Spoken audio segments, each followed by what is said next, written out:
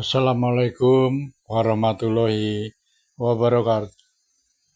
Saudara, ini ada tokoh muda NU yang resah dan gelisah seperti apa yang kita rasakan ya, sama-sama kita rasakan. Dengan adanya fenomena Habib-Habib yang kalau berceramah itu kasar sekali. Sudah kasar, memprovokasi, memfitnah, mencaci maki, ini kurang ajar sekali. Sedangkan kiai-kiai kita pribumi yang asli Indonesia saja sopan dan santun. Mereka malah para pendatang kurang ajar banget. Untuk itu ada tokoh muda NU meminta kepada Ketua Robito Alawiyah atau RA, yaitu Taufik Asegaf, untuk mengingatkan atau menegur ya Habib-Habib yang dibawa dia, yang kalau berceramah itu kurang ajar sekali. Tolong diingatkan, ini maksud dari tokoh muda NU, tolong ingatkan dan tegurlah, jangan seperti itu. Untuk itu yuk kita lihat videonya. Seorang tokoh muda NU meminta Taufik Asegaf selaku Ketua Robito Alawiyah, yaitu satu organisasi yang menaungi Habib-Habib di Indonesia, Taufik Asegaf, agar dengan tegas menertibkan Habib-Habib yang kalau berceramah seenak duburnya. Contohnya menghina kiai pribumi, mencaci maki, memfitnah, memprovokasi, menghujat pejabat-pejabat tinggi pemerintah dan bermulut sampah lainnya. Ceramah-ceramah seperti ini jelas sangat tidak cocok dilakukan di Indonesia. Karena budaya orang pribumi Indonesia sangat santun, penuh toleransi, sehingga ceramah seperti itu sangatlah mengganggu telinga orang-orang pribumi Indonesia. Ceramah seperti itu sangat cocok bila dilakukan di Yaman yang masyarakatnya tidak mengenal budaya sopan santun. Supaya tidak dianggap fitnah, ayo kita tonton video berikut.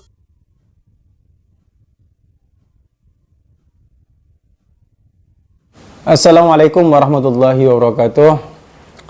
Alhamdulillahirrabbilalamin. Assalatu wassalamu ala asrafil anbiya wal mursalin wa ala alihi wa sahbihi ajma'in, amma ba'du. Sahabat penyiar berdarah dimanapun kalian berada, mudah-mudahan tetap dalam keadaan sehat walafiat.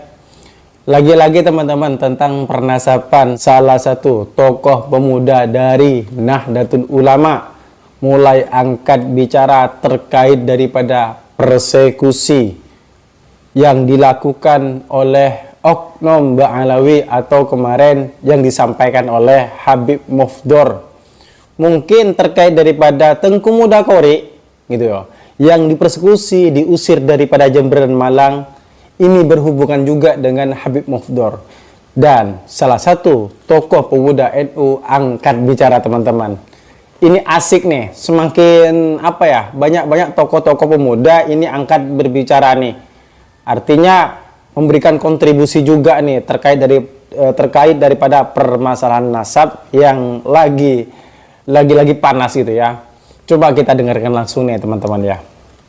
Ini videonya nih. Bahwa ya ini patut disayangkan menurut saya, karena persekusi yang seperti ini sebetulnya bukan hal baru yang terjadi di Indonesia. Dan saya kira sangat disayangkan kenapa ketika perdebatan ilmiah atau kajian-kajian kitab-kitab ilmu pengetahuan ternyata mulai direspon dengan cara-cara yang tidak arif dan tidak bijak, saya kira. Dan ini saya menyatakan sumber persekusi atau tindakan-tindakan yang menurut saya tidak bijak dan tidak arif ini pasti muncul karena memang tokoh-tokoh yang merasa tanda petik dirugikan oleh perdebatan atau tentang kajian nasab gitu. Nah, karena itu patut disayangkan, dan saya kira pemerintah atau negara perlu mempersiapkan tindakan-tindakan, menurut saya tindakan hukum ya, karena tindakan persekusi itu pasti melanggar kitab KUHP, terutama pasal 335 sampai 337 itu jelas mengatakan barang siapa yang melakukan tindakan melawan hukum, melakukan tindakan kesewenang-wenangan yang mengancam eksistensi orang yang dilakukan oleh baik individu maupun secara kolektif terhadap individu atau kolektif lain, saya kira itu bertentangan dengan undang-undang dan karena itu saya kira harus diproses secara hukum. Ya. Yang kedua, saya kira ini berkaitan dengan tentu saja perdebatan yang selama ini muncul. Sejak awal saya sampaikan bahwa teman-teman Bahlawi, teman-teman Habaib yang merasa tidak enak dengan hasil kajian Kiai Imad dan kiai-kiai yang lain, perlu melakukan bantahan dengan cara yang arif, dengan cara yang bijak. Sejak awal kita kasih solusi. Pertama, saya kira harus membantah atau kemudian memansuh kajian-kajian yang selama ini muncul itu dengan kajian ilmu pengetahuan. Dalam hari ini kitab-kitab yang mereka miliki. Saya kok yakin teman-teman Bahlawi, teman-teman Habaib itu banyak yang alim, banyak yang kemudian bisa mempresentasikan kitab-kitab yang menurut mereka itu bisa membantah atau kemudian bisa memperdebatkan kajian-kajian atau postulat-postulat yang dilakukan oleh Kiai Imad. Harapan kita begitu, Pak. Karena itu jangan kemudian mengambil jalan pintas. Ya. Kalaupun kemudian tidak mampu atau tidak bisa mengkaji secara ilmiah tentang postulat-postulat yang dimunculkan atau yang dihadirkan oleh Kiai Imad, ya sudah ke SDNA. Dan saya kira cara-cara itu jauh lebih elegan ketimbang kemudian, mohon maaf, mengompori atau memprovokasi umatnya. Bahkan kemarin saya dengar itu pidatonya Habib Mukhtar di Jember itu, menurut saya bukan cara-cara seperti itulah yang mesti dilakukan Habib Mukhtar. Ya, mengancam akan memberikan shock terapi dalam bentuk apa katanya gitu. Yang saya kira itu tidak mendidik. Nah karena tingkat itu tinggi saya kira, tinggi ya. Apa shock terapi tingkat tinggi? Saya nggak ngerti shock terapi tingkat tinggi itu maksudnya apa. Tetapi analisis saya shock terapi tingkat tinggi itu bukan cara-cara ilmiah, bukan cara-cara yang Islami ya. Dan saya kira cara-cara itu kuno lah. Jangan dilakukan di Indonesia yang sekarang umat sudah mulai cerdas, umat sudah mulai paham tentang bagaimana cara menyikapi dan melakukan tindakan atas kajian-kajian ilmiah.